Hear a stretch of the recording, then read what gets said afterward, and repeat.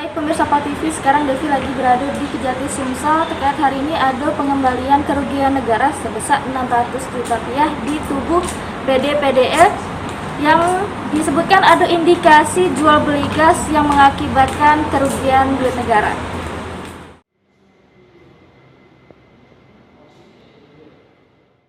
Butuh 2 tahun jalannya pemeriksaan dugaan kasus korupsi di tubuh PD/PDE Sumsel. Pihak perusahaan swasta balik ke duit negara.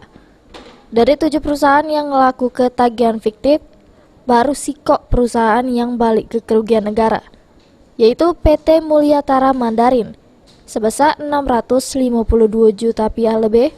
Berikut reportasenya. Sahabat TV, kita bakal tanya langsung untuk lanjutan kasus ini dengan PLT Kejati Sumatera Selatan. Siang Pak, ini bisa dijelaskan agar pengembalian ini dalam kasus apa Pak?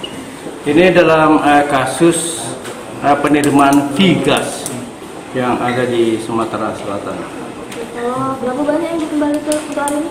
Ya, salah satu perusahaan yang terlibat di dalamnya telah mengembalikan kerugian negara itu sebanyak 652 juta sekian. Untuk kasusnya ini sudah sampai mana Pak? Atau sudah ada penetapan tersangka? Ini masih tahap penyidikan. Penyidikan. Jumlah total kerugian dari 7 perusahaan ini? Ada 66 miliar lebih. Iya, dari 7 perusahaan.